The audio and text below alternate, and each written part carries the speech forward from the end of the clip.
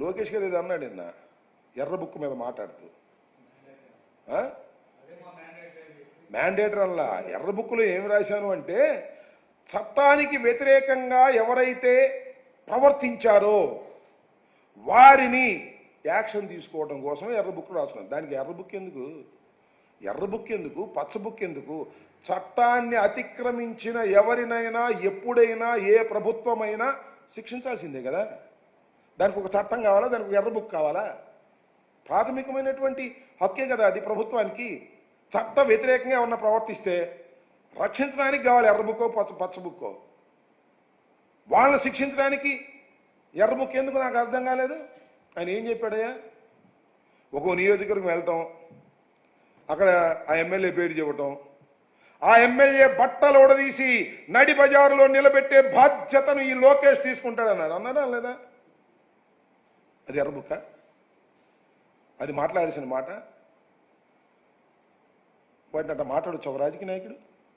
ఒక ఎమ్మెల్యేని పట్టుకుని, ఇవాళ కాకపోవచ్చు అది ఎమ్మెల్యే, ఆ రోజు ఎమ్మెల్యేనే కదా, ఆ ఎమ్మెల్యేని బట్టలు ఉడదీసి నడి బజారు మీద నుంచోబెట్టే బాధ్యత నాది అని చెప్పావే నువ్వు. ఏంటిది? ఇదేనా నువ్వు చేయాల్సిన పని? ఇదేనా బాధ్యత గల ప్రభుత్వంలో పనిచేసే వాళ్ళు మాట్లాడవలసినటువంటి పనులు? అక్కడ ఏదో కాగితాలు తగలడ్డాయి, ఇక్కడ ఏదో కాగితాలు తగలడ్డాయి, పెద్దిరెడ్డి మొత్తం కాగితాలు తగలేశాడు. ఇవన్నీ ఏంది నాకు అర్థం కాలే.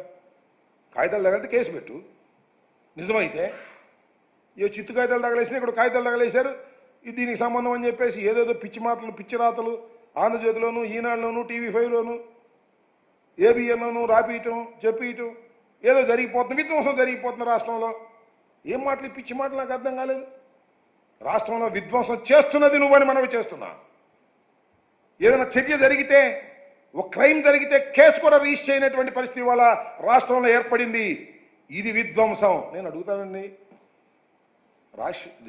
మన బిఆర్ అంబేద్కర్ విగ్రహం మీద రాజశేఖర రెడ్డి గారి జగన్మోహన్ రెడ్డి గారి పేరుంటే అర్ధరాత్రి లైట్లు ఆర్పి ఆ పేరు తొలగించారే, దాని మీద కనీసం కేసు రిజిస్టర్ చేశారు. విధ్వంసాన్ని ఇది కాదు. చట్టం చేయాల్సిన పని చట్టం చేయొద్దు. నువ్వు ముద్దాయిల్ని పట్టుకుంటావా లేదా, ఆ ముద్దాయిలు ఎవరు ఏంటి పక్కన పెట్టు. ఒక దుశ్చర్య జరిగితే బాబాసాహెబ్ అంబేద్కర్ విగ్రహం దగ్గర జగన్మోహన్ రెడ్డి గారి పేరుని దుండగులు తొలగిస్తే కనీసం క్రైమ్ కూడా కట్టలేనటువంటి దుర్మార్గమైన ప్రభుత్వం ఇది. ఈ ప్రభుత్వం విధ్వంసం సృష్టిస్తుంది. దానికి సమాధానం చెప్పకోకుండా జగన్మోహన్ రెడ్డి గారు విధ్వంసం చేశాడంట, రాష్ట్రాన్ని పునర్నిర్మాణం చేస్తాడంట, అంత రాష్ట్రం అంతా నాశనం అయిపోయిందని. అప్పుడు అదే చెప్పాడు, గుర్తుందా మీకు? ఏమండి, 2014లో ఆయన ముఖ్యమంత్రి అయినప్పుడు ఏం చెప్పాడు తెలుసా? విభజన వల్ల రాష్ట్రం సర్వనాశనం అయిపోయింది, రాష్ట్రాన్ని పునర్నిర్మిద్దాం, రండి చందాలు ఇవ్వండి అని హుండీలు పెట్టాడు. గుర్తుందా మీకు? ఎక్కడ మన సెక్రటేరియట్ హైదరాబాద్లో హుండీలు పెట్టాడు డబ్బులు ఏమని. నాయన తప్పునైనా అట్లా హుండీలు పెట్టకూడదు ప్రభుత్వం, అది తిరుమల తిరుపతి దేవస్థానంలో పెట్టాలి తప్ప ఎక్కడ పెడితే అక్కడ దేవాలయాల్లో పెట్టాలి తప్ప ఎక్కడ పెడితే అక్కడ పెట్టకూడదు అంటే టక్కన తీసాడు. ఇవాళ కూడా అడుగుతున్నాడు, చందాలు ఇవ్వండి అన్నా క్యాంటీన్ నడుపుతానని.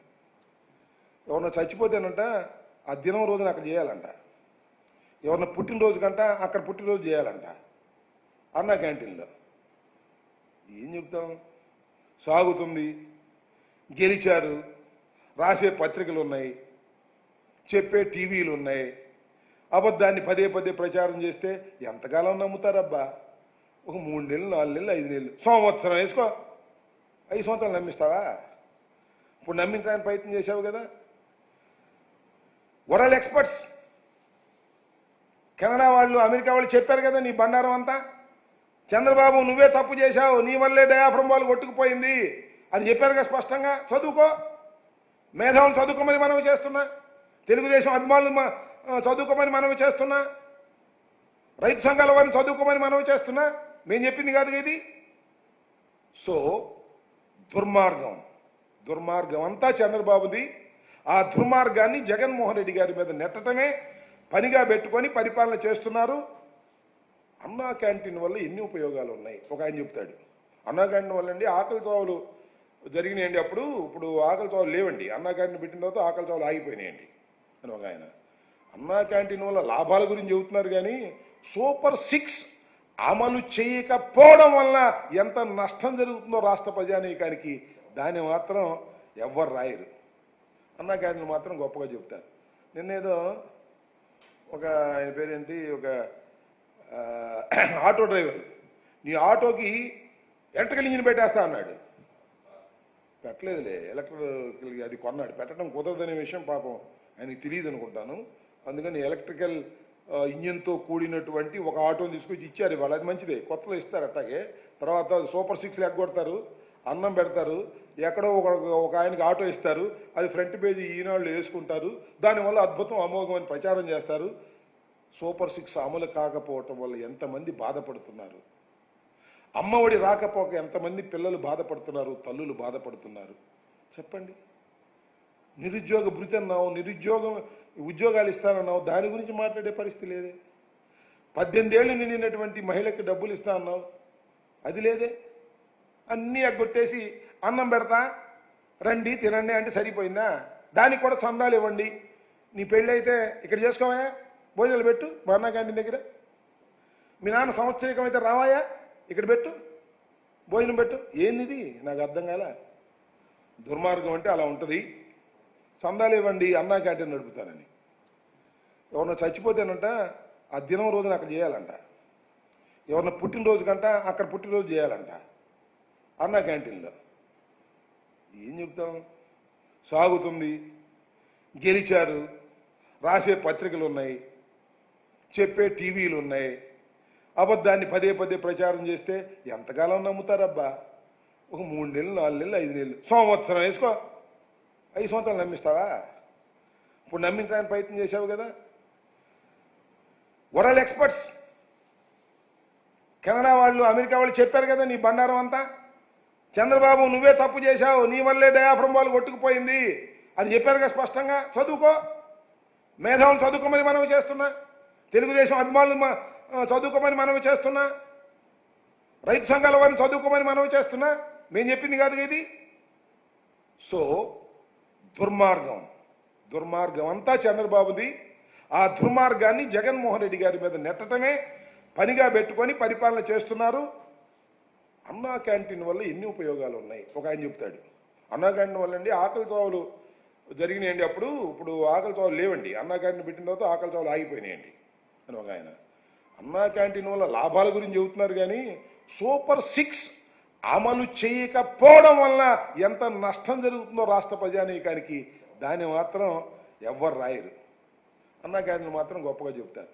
నిన్నేదో ఒక ఆయన పేరేంటి, ఒక ఆటో డ్రైవర్ నీ ఆటోకి ఎలక్ట్రికల్ ఇంజిన్ పెట్టేస్తా అన్నాడు.